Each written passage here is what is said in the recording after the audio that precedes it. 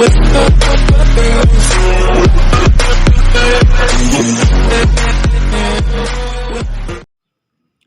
Friends, मैं आपका अपना फ्रेंड अजय यादव आज आपके लिए लाया हूँ एक नए वीडियो जिसमें हम जनन विधियाँ एवं परागण नियंत्रण के बारे में पढ़ेंगे। तो सर्वप्रथम इसकी डेफिनेशन पढ़ते हैं। तो जनन वह क्रिया जिसमें नर तथा मादा युग्म आपस में संलयन की क्रिया को करके जायगोट के निर्माण का कार्य करते हैं। वाला जायगोट भ्रूण के विकास का कार्य करता है। इस क्रिया को जनन की क्रिया कहते हैं।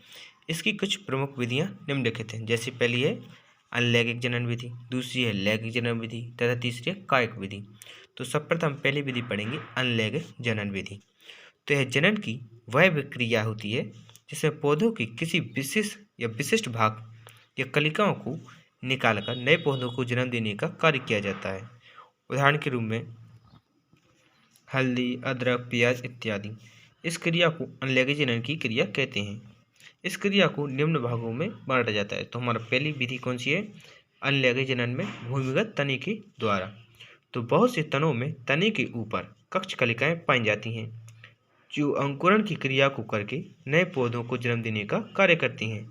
जैसे भूमिगत तनों में प्रकंद, धनकंद, स्तंभकंद, इनके अंतर्गत अदरक, हल्दी, प्याज, आलू, केला आदि आने का कार्य करते हैं जो कक्षित कलिकाओं के द्वारा अंकुरण का कार्य करके नए पौधों को जन्म देने का कार्य करते हैं। अब हम पढ़ेंगे जड़ के द्वारा। यह हमारी दूसरी विधि है अनलैंगिक जनन के अंतर्गत। कुछ पौधों में जड़ के द्वारा कलम को प्राप्त करने का कार्य किया जाता है और नए पौधों के निर्माण का कार्य कर लिया जाता है। जैसे उदाहरण नींबू, शीशम आदि। अगला हमारा पत्ती के द्वारा। तो कुछ पौधों की पत्तियों के ऊपर कलिकाएं पाई जाती हैं जिन्हें पत्र कलिकाएं कहते हैं। इस कलिका के द्वारा नए पौधों को प्राप्त करने का कार्य किया जाता है। उदाहरण के रूप में अजूबा या बायोफिल्म। अगले हमारा बूटी द्वारा। तो इस क्रिया में उच्च गुणवत्ता वाले पौधों की शाखा को कलम के रूप में काटकर इसे मृदा में लगा दिया जाता है। कलम को काटते समय इस बात को ध्यान में रखा जाता है कि कलम में कलिका उपस्थित हो जिसके कारण कलिका से नई शाखाएं के विकास का कार्य किया जा सके। इस क्रिया को लेयरिंग की क्रिया कहते हैं। यह क्रिया गुलाब के पौधों में की जाती है। इसकी पांचवी विधि है ग्राफ्टिंग द्वारा। इस क्रिया में निम्न गुणवत्ता वाले पौधों को उच्च गुणवत्ता वाले पौधों के रूप में परिवर्तित करने का कार्य किया जाता है।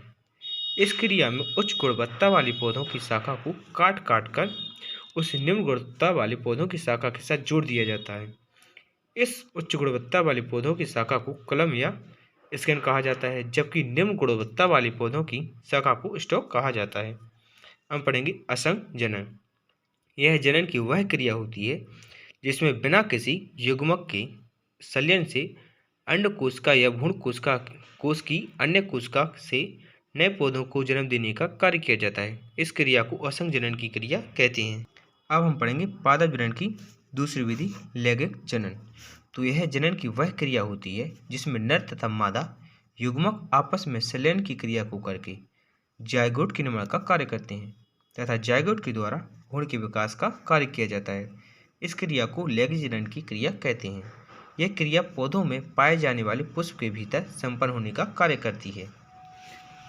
जैसे उदाहरण के रूप में हमारा पुष्प पौधों में पाया जाने वाला एक लैंगिक जनन अंग होता है जिसकी संरचना का अध्ययन करने पर उसमें निम्नलिखित भाग दिखाई देते हैं।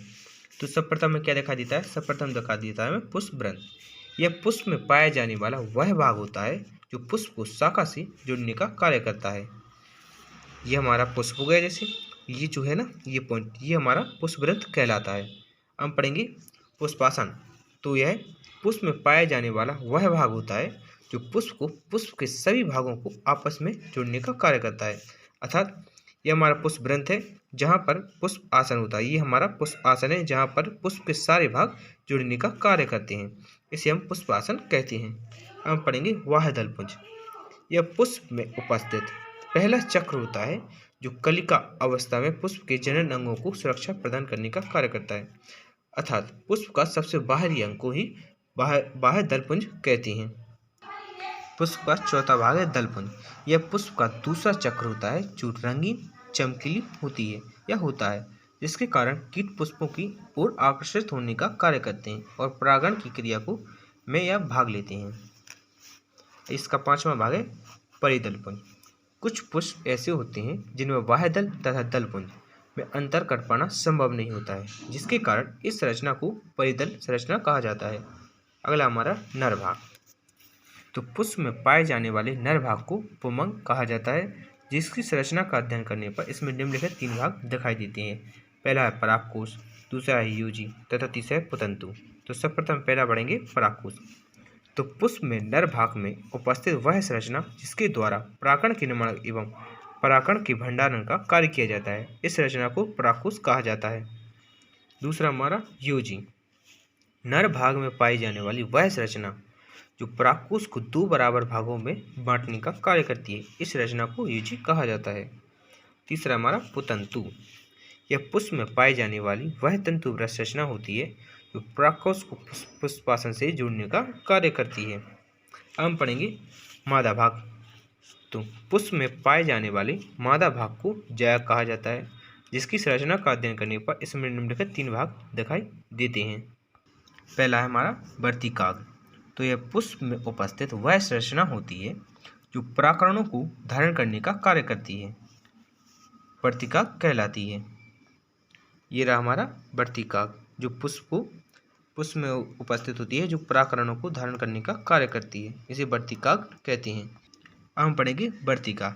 तो वर्तिकाग्र के नीचे पाई जाने वाली तंतुवृत्त रचना वर्तिका कहलाती है, जो वर्तिकाग्र को अंडाशय से जोड़ने का कार्य करती है। इसे मैं आपको डायग्राम में बताता हूँ।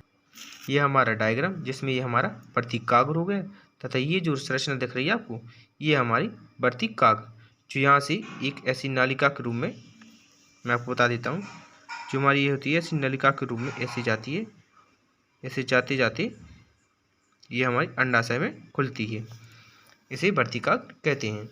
अब हम पढ़ेंगे अंडाशय। तो यह वर्तिकाग्र के नीचे पाया जाने वाला फूला हुआ भाग होता है, जिसे अंडाशय कहा जाता है।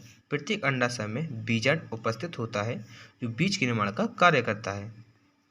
यह हमारा डायग्राम होगा, जिसमें यह हमारा अंडाशय है, जहाँ पर बीजों के निर्माण का कार्य किया जाता है। मैं आपको सब एक एक भाग बता देता हूँ पुष्प के। जैसे हमारा वर्तिकाग्र हो गया, ये वर्तिका हो गई, ये हमारा अंडाशय हो गया, ये बीजांड हो गया हमारा, ये पुष्परंध्र हो गया, ये हमारा पुष्पासन है, ये हमारा पुष्प आसन है, तथा ये दलपुंज और ये हमारा वाह्य दलपुंज, जिसे हम परिदलपुंज कहते हैं। ये हमारा पुतंतु हो गया, ये हमारा यूजी हो गया, तथा ये हमारे परागकोश हो गए। ये भाग पूरे ही पुष्प में महत्वपूर्ण भूमिका निभाने का कार्य करते हैं। इसे हम एकल पुष्प की संरचना भी कह सकते हैं। अब हम पढ़ेंगे लघु बीजाणु जनन तथा गुरु बीजाणु जनन। तो लघु बीजाणु जनन, तो परागकोश में लघु बीजाणु मात्र कोशिका के द्वारा जब लघु बीजाणु या परागकण के निर्माण का कार्य किया जाता है, तो इस क्रिया को लघु बीजाणु जनन की क्रिया कहते हैं। प्रत्येक परागकोश में 2 पालियां पाई जाती हैं, जिनमें 4 लघु बीजाणु उपस्थित होते हैं, जिनमें लघु बीजाणु मात्र कोशिका उपस्थित रहने का कार्य करती है। ये कोशिकाएं अर्धसूत्री विभाजन की क्रिया को करके 4 लघु बीजाणु के निर्माण का कार्य करती हैं, जो एक चतुष्क के रूप में उपस्थित होते हैं। प्रत्येक लघु बीजाणु से परागकण के निर्माण का कार्य किया जाता है, तथा प्रत्येक परागकण में 2 प्रकार के केंद्रक उपस्थित होते हैं, जो कायिक केंद्रक एवं जनक केंद्रक कहलाते हैं। परागकोश के परिपक्व होने पर यह फट जाते हैं, जिनके द्वारा परागकण बाहर की ओर आने का कार्य करता है। इसे मैंने शॉर्ट रूप से ऐसे भी लिखा है आसानी से याद करने के लिए। जैसे लघु बीजाणु धानी या परागकोश से 2 पालियां होती हैं, जो कि अर्धसूत्री विभाजन करके 4 लघु बीजाणुओं के निर्माण का कार्य करती हैं। 4 लघु बीजाणु धानी से लघु बीजाणु मात्र कोशिका बनती है, जिसका अर्धसूत्री विभाजन होता है, तब 4 लघु बीजाणु के निर्माण का कार्य किया जाता है, जो कि चतुष्क फलक के रूप में परागकणों का निर्माण करती हैं। इसे मैं आपको डायग्राम के रूप में बता दूं।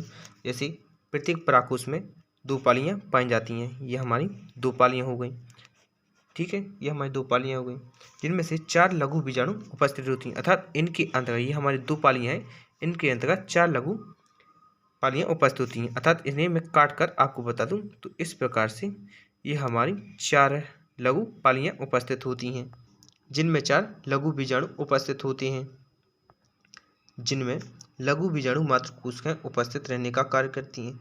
ये कोशिकाएं अर्धसूत्रीय विभाजन की क्रिया को करके 4 लघु बीजाणुओं के निर्माण का कार्य करते हैं, जो चतुष्क के रूप में उपस्थित होने का कार्य करते हैं, तथा प्रत्येक लघु बीजाणु परागकणों के निर्माण का कार्य करती है। तो आज के लिए इतना ही। हम मिलेंगे अपनी अगली वीडियो में, जिसमें हम गुरु बीजाणु जनन के बारे में अध्ययन करेंगे। तो वीडियो को लाइक कीजिए, दोस्तों को शेयर कीजिए और चैनल को सब्सक्राइब कीजिए, ताकि हमारा वीडियो सबसे पहले आप तक पहुंच सके। Thank you for watching my video.